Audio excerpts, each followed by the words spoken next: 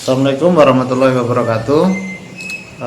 Saya akan meneruskan atau melanjutkan daripada materi kita tentang manajemen rekayasa. Itu akan dalam bahasan organisasi personil proyek. Di sini personil proyek yang dimaksud adalah personil pada pihak-pihak atau lembaga yang terlibat pada proses proyek tersebut yang mencakup. Jadi di situ kalau personil proyek bahasanya ada owner, ada perencana, ada pengawas atau MK, pengawas MK, dan kontraktor. Jadi itulah personil proyek. Jadi prinsip kejelasan instruksi atau komando, koordinasi dan peran masing-masing personil akan sangat menunjang daripada kelancaran pekerjaan yang kesemuanya harus membentuk kerucut menuju satu titik komando. Jadi semuanya harus dalam satu titik, siapa yang bagian terdepan untuk memberikan instruksi dalam penyelesaian suatu proyek pekerjaan. Di sini ada organisasi proyek konsultan untuk personil untuk konsultan manajemen konstruksi, dimulai dari di situ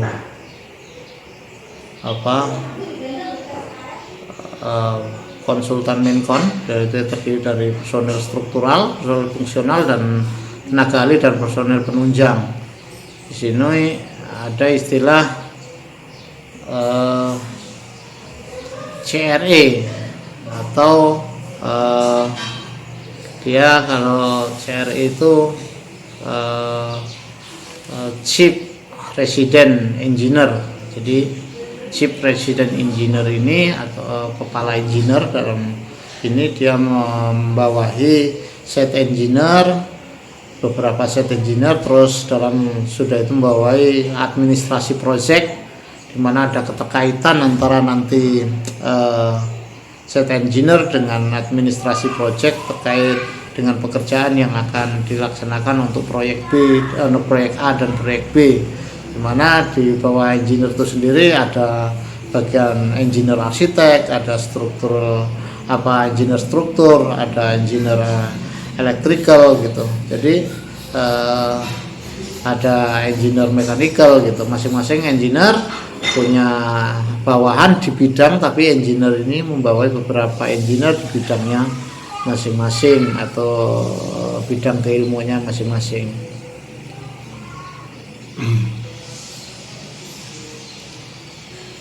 Kemudian contoh untuk struktur atau organisasi personil inti yang lebih lengkap pada konsultan MK, ini yang ada satu pembangunan gedung tinggi misalnya, ini Chief Resident Engineer atau pimpinan engineer itu tadi membawai proyek administrasi, bagian administrasi proyek yang menangani masalah administrasi dan kelengkapan proyek daripada proyek yang ditangani. Kemudian itu di dalam Chief Resident Engineer ini juga ada yang tadi itu ada arsitek engineer, ada civil engineer, electrical engineer, terus ada mechanical engineer. Ya, terus dari masing-masing bidang itu tadi juga membawai set supervisor masing-masing daripada ini. Jadi memang tingkatan di bidang personel bidang proyek ini cukup jelas dan mempunyai tingkatan tanggung jawab yang bidangnya masing-masing. Dari contoh-contoh organisasi personel yang ada, MK atau prinsip-prinsip yang dapat diambil, yang pertama adalah personil proyek selalu membentuk segitiga dalam puncak di atas sebagai pimpinan. Jadi yang di atas adalah sebagai pimpinan untuk segitiga yang memiliki personil di atas itu ada situ personel struktural, ada personel tenaga ahli, engineer teknis, dan personel penunjang.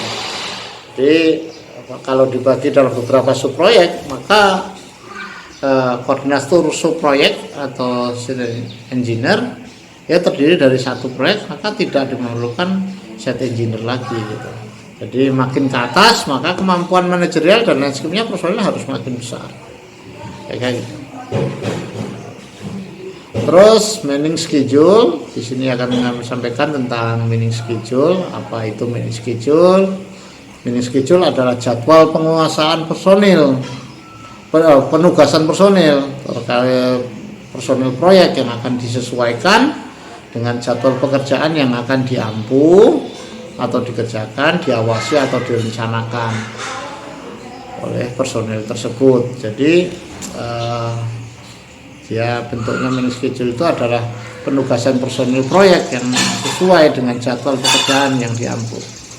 Terus dengan demikian penyusunan manning schedule yang benar harus berdasarkan schedule kerja atau work schedule masing-masing bagian. Jadi bagian pekerjaan pada proyek tersebut, di mana penyusunan manning schedule yang salah akan mengakibatkan adanya pemborosan biaya, personil, bahkan keterlambatan daripada proyek tersebut. Di sini ada bagian alur pemikiran, alur pikir penyusunan manning schedule. Pertama adalah spesifikasi proyek, ya. Terus sudah itu ada bagian-bagian daripada pekerjaan proyek.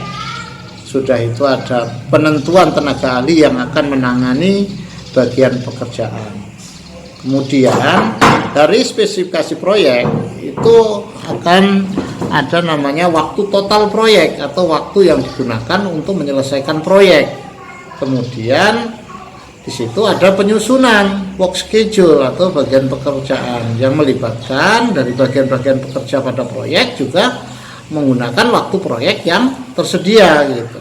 Jadi memang waktu itu sudah ditentukan sekian, ini tinggal menyusun item demi itemnya sehingga ketemu total waktu yang diharapkan oleh pemilik proyek atau owner. Terus menyusun manning schedule masing-masing personil. Jadi siapa yang mau ditempatkan di mana, bagian apa, mulai disusun setelah ada schedule yang jelas untuk penyelesaian waktu pekerjaan.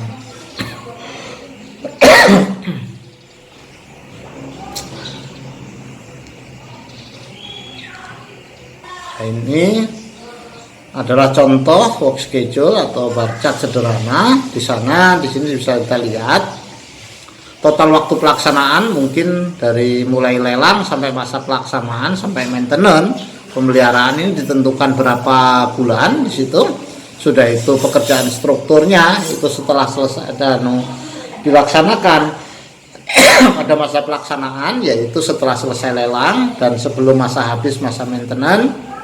Sudah itu pekerjaan arsitekturnya juga begitu, dilaksanakan pada waktu pelaksanaan, kemudian sampai sebelum habis masa waktu pemeliharaan, kemudian pekerjaan listrik, ya, pekerjaan listrik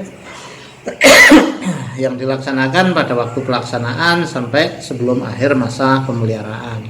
Kemudian persiapan administrasi juga dilaksanakan sebelum masa lelang sampai masa pelaksanaan akan dimulai atau awal-awal waktu pelaksanaan pekerjaan. Kemudian contoh daripada manning schedule sederhana berdasarkan work schedule, di mana chief resident engineer di situ terlibat pada semua lini dari mulai proses lelang, masa pelaksanaan hingga maintenance. Jadi chief schedule tidak bisa melepaskan dari 3 tahapan dari lelang, masa pelaksanaan dan maintenance. Sementara untuk si engineer, khususnya engineer sipil, dia terlibat pada waktu proses pelaksanaan sampai pada proses maintenance pertengahan masa pemeliharaan. Jadi tidak sampai pada habis waktu masa pemeliharaan. Sementara arsitek atau insinyur di bidang arsitektur, dia terlibat dari pertengahan. Arsitek khususnya ini arsitek bukan arsitek perencana, tapi arsitek dalam konteks arsitek yang terlibat dalam MK, arsitek MK itu pada pelaksanaan sampai pada habis masa maintenance. Kemudian electrical engineer juga terlibat dari mulai pertengahan sampai pertengahan maintenance. Kemudian project administrasi juga terlibat di seluruh tingkatan kegiatan dari mulai lelang, masa pelaksanaan sampai habis masa pemeliharaan. Demikian video yang paparan kami yang ke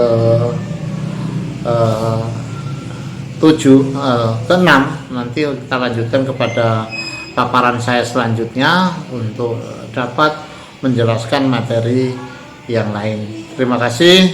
Assalamualaikum warahmatullahi wabarakatuh.